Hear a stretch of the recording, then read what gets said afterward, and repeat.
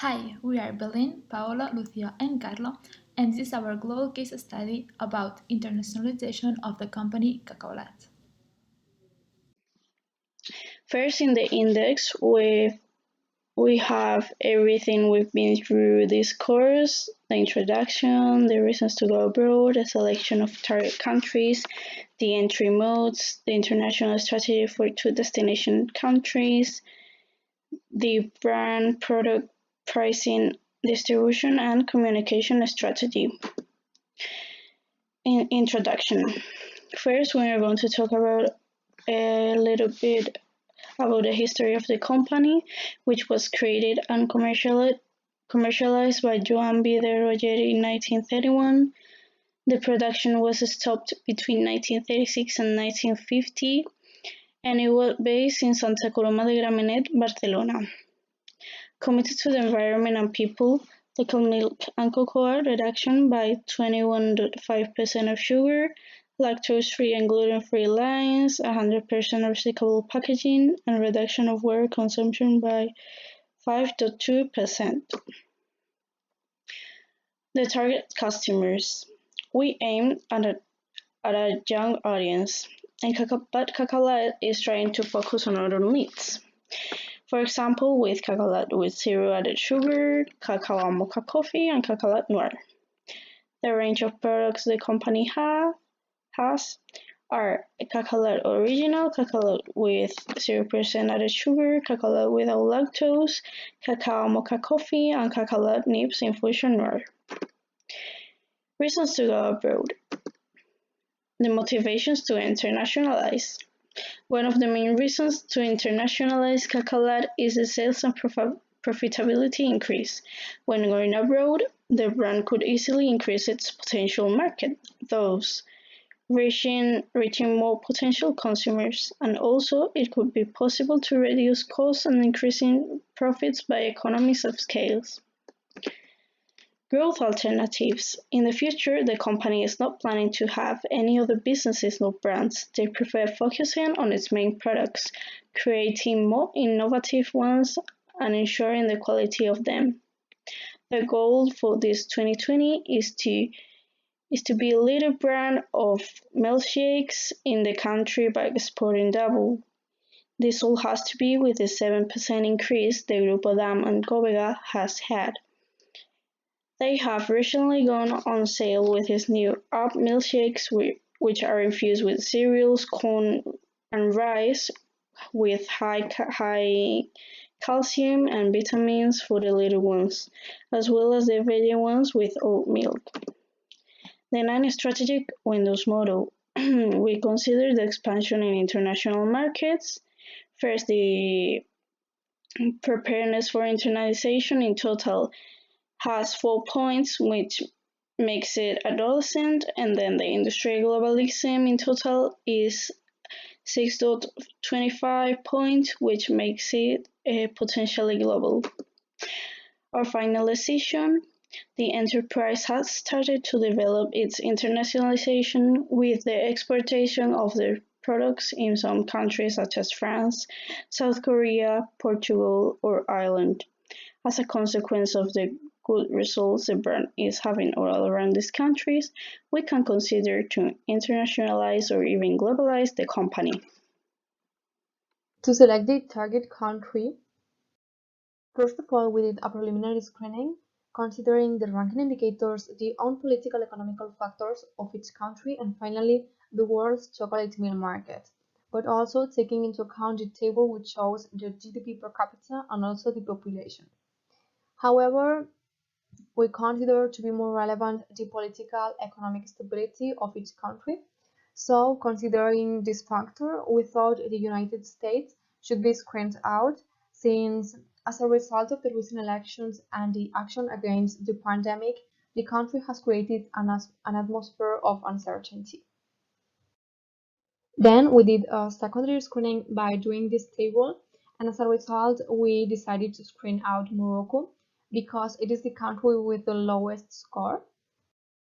So finally, with all the previous information and after having analyzed each country's main aspects and weighted and scored the results through the screening processes, we can conclude that the countries in which we are going to internationalize are Japan and Germany. But Japan is the country which we consider has more potential in order to export our products, with an emerging market and high production and GDP per capita.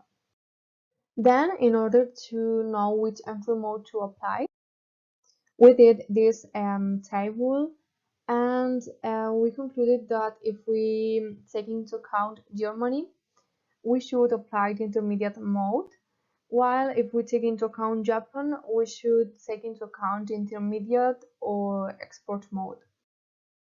Regarding the international strategy for these two countries, we did a SWOT analysis and directions of options matrix for each country. So here we analyze the strengths, weaknesses, opportunities, and threats of Germany. And in this case, we could see that within the German market, we find Cacaolat in the attack position, that is the market penetration. And then, taking into account the SWOT analysis for Japan, we also consider that Cacaolat in this market is in attack position, that is market penetration, because it's in phase of increasing its market share in Japan. Our main objective in Germany is to enter in the first 10 milkshake brands consumed by the Germans, with a sales volume being realistic at 2.5% of the production and being optimistic at 5%. In Japan, we want to enter in a high position in the market, although it is very difficult because of the huge selection of this type of product Japanese people have. This is why our optimistic sales volume would be 3.4% and the realistic would be 1.2% of the entire production. Both countries have the same segmentation, so I am going to explain the main points of both. About the demographic segmentation, Cacaolat aims to cover all demographic groups. Also, the products are expected to be found in all kinds of towns and cities. It is clear that Cacaolat products are not a first necessity, but it's not a problem since Germany and Japan have high acquisition power.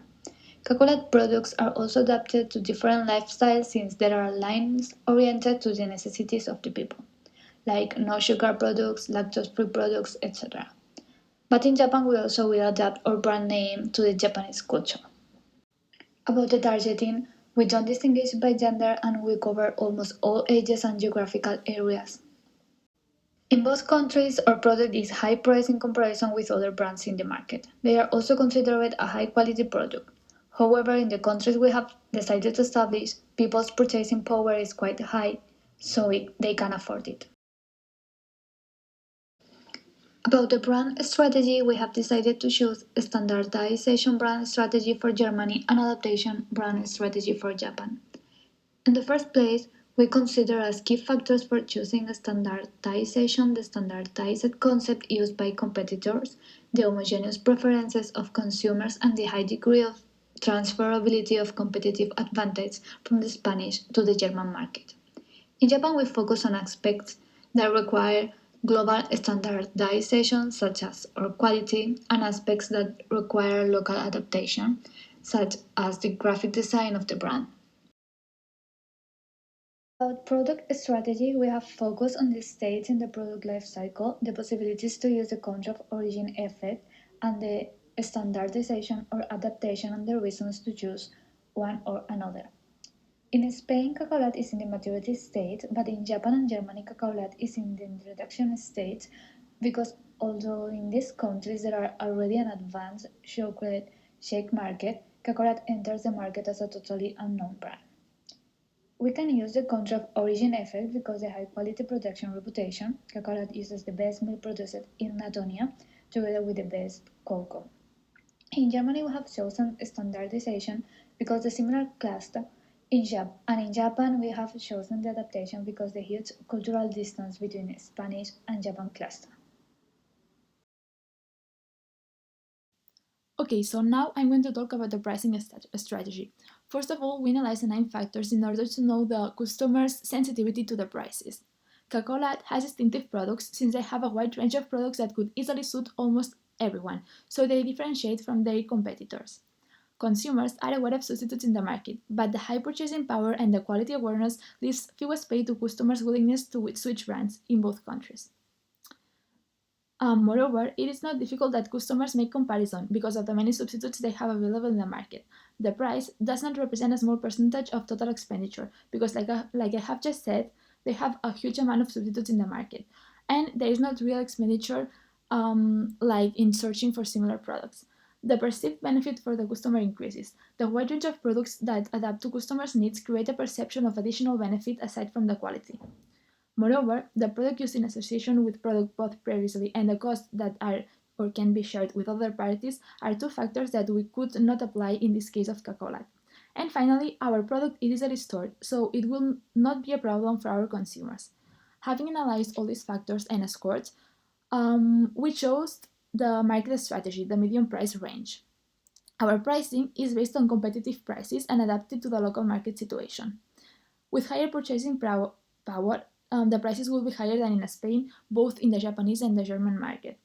But we consider that due to the easy switch to competitive products, it is the best option for us.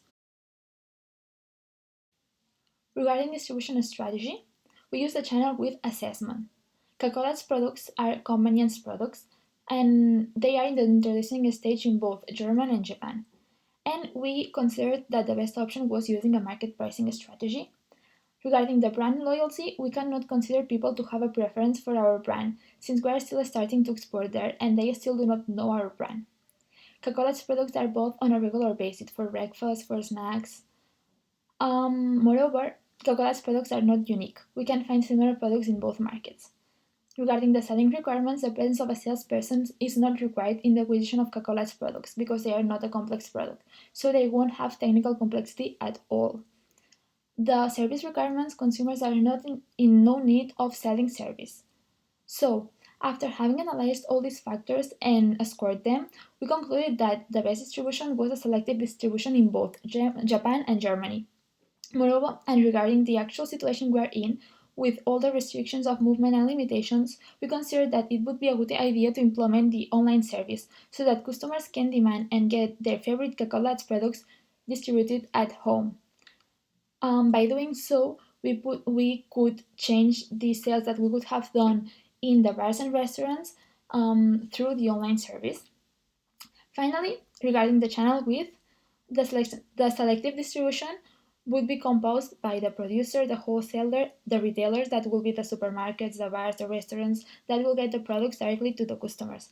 But regarding the online distribution, we will have the producer, the wholesaler, and we will bypass the retailers and get directly to the customer's house. Communication strategy. As Cacaolat's products are in the introduction stage in both German and Japanese markets, our main objectives are to build product awareness among early adopters and distributors, and to use heavy sales promotion to entice trial.